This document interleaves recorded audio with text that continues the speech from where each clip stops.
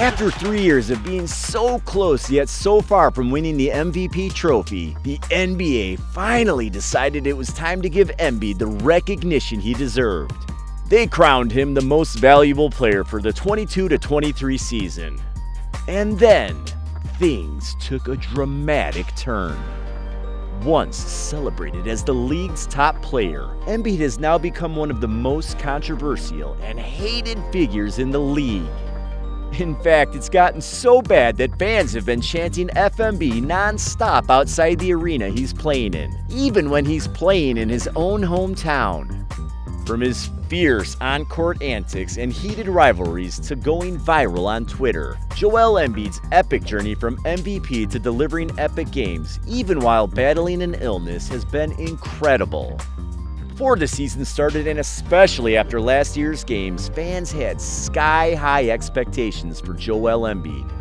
Fresh off an MVP win, they were buzzing with excitement, looking forward to an even bigger, faster, better, and more dominant giant in Philly.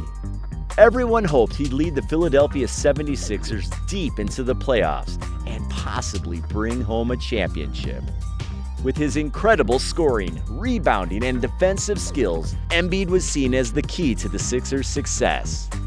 Fans were also crossing their fingers for a healthy season, knowing his injury history, and hoped he'd stay on the court without setbacks.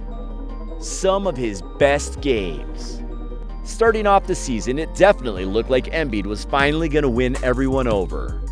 During the first few games, he was on fire, looking like an all-time great. He averaged over 30 points a game, grabbed more than 10 rebounds, and handed out around 6 assists. He even dropped 70 in a record-breaking game against the Spurs. It seemed like he was a lock for the MVP title, and this time, no one could deny it. His first 40-point game of this season was in early November against the Wizards. Embiid dominated, scoring 48 points in just 31 minutes, with 29 of those in the third quarter, a franchise record for most points in a single quarter. He also grabbed 11 rebounds, dished out 6 assists, and had only 1 turnover. Then again, our guy lit up the court with an amazing 51-point performance, leading the 76ers to a 127-113 victory over the Timberwolves. This game marked his highest score of the season, and he also grabbed 12 rebounds, making it a night to remember for Sixers fans. But then Embiid had a rough stretch after his big game with the Timberwolves. He got injured and missed the end of December, and then when he returned, he averaged only 30 points over 2 games before getting hurt again. But in his first game back on January 15th, he exploded for 41 points against the Rockets. Amazingly, he did it in just 31 minutes and sat out the fourth quarter. Not too shabby for someone who had played only 4 games in the past 24 days. But if you thought that was crazy, wait until you hear about the time he made history with a franchise record 70 points, the highest in the NBA for the season until that point, leading the 76ers to a 133-123 victory over the Spurs. Embiid was unstoppable, shooting 24 of 41 from the field, including 1 of 2 from beyond the arc, and hitting 21 of 23 free throws. With the layup in the final minutes, Embiid broke Wilt Chamberlain's long-standing 76ers record of 68 points, set in 1967. Then, just when things were looking great, disaster struck. In January 2024, during a game against the Golden State Warriors, Embiid completely tore his meniscus. He had to have surgery and was out for 8 long weeks. But he made an amazing return at the end of the regular season, and fans were excited, thinking Embiid and the Sixers might be ready for a serious playoff run. But once the playoffs started, Embiid's antics changed everybody's minds. Known as a hothead and a serial flopper during the regular season, his behavior was even more noticeable in the playoffs. During the Sixers series against the Knicks, Embiid quickly gained a reputation as the dirtiest player in the NBA, especially among Knicks fans. Once the series started, the Knicks and the Sixers couldn't get halfway through Game 1 before the entire arena was chanting F Embiid out of frustration with his play. But Game 1 was just the beginning. Throughout the series, Embiid sparked several controversies with his blatantly dirty moves. Game 3 with the Sixers down 0-2, Embiid lost his temper just minutes into the game. After getting knocked to the ground by OG Anunoby and not getting the call, Embiid was furious. When OG passed the ball to Mitchell Robinson, Embiid made Robinson his new target. As Robinson went for the layup, Embiid pulled his legs down and then pushed him away once he was on the ground, causing Robinson to re-injure his surgically repaired ankle. Angry would be an understatement for what the Knicks fans and Robinson's teammates were feeling. And the entire Knicks team was ready to brawl with Embiid, but the refs stepped in before it got too serious. The incident was just one of many. In the next game, Embiid stepped on Josh Hart's knee at the end of the play and elbowed Jalen Brunson in the face. And after all these antics, he was booed out of the arena at a home game. What really added fuel to the fire was that he was one of the best players in the league and fans couldn't stand it. So how did we get here? Well, looks like there was some drama that came with the MVP title as well.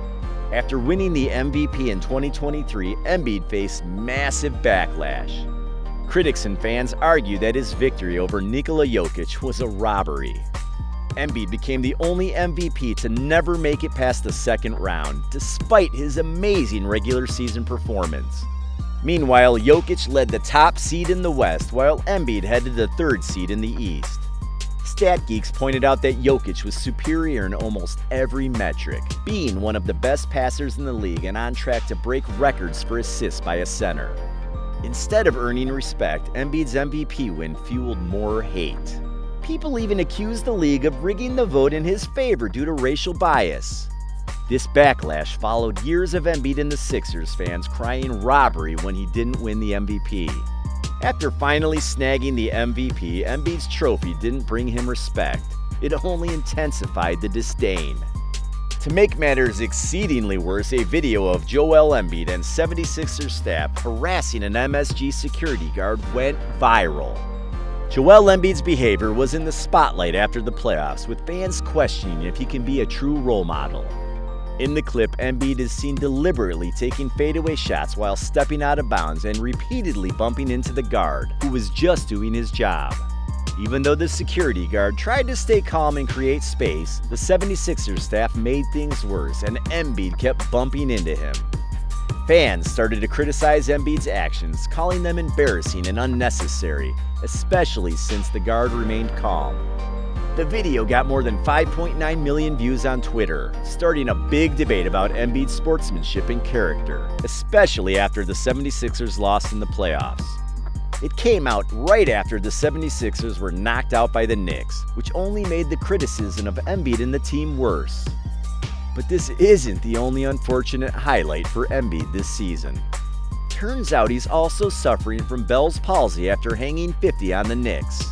Quite recently, he's revealed that he's been battling Bell's palsy, a form of facial paralysis, which he says has affected him since before the play-in tournament. Dropping 50 with blurry vision and half your body limp? If that's not MVP, what is it? Embiid first noticed the symptoms a day or two before the Sixers faced the Miami Heat on April 17th in the play-in tournament. Despite the discomfort, he scored 23 points and grabbed 15 rebounds, helping the Sixers secure a playoff spot. Initially, the 30-year-old thought his migraines were nothing serious, but he finally consulted doctors. Embiid was in top form in Game 3, shooting 13 of 19 from the floor, making 19 of 21 free throws and hitting 5 three-pointers. Throughout the series, Embiid was seen wearing sunglasses and even conducted a Game 2 post-game interview with his head down to hide his symptoms. Can this guy really bounce back from these setbacks and lead his team to NBA greatness?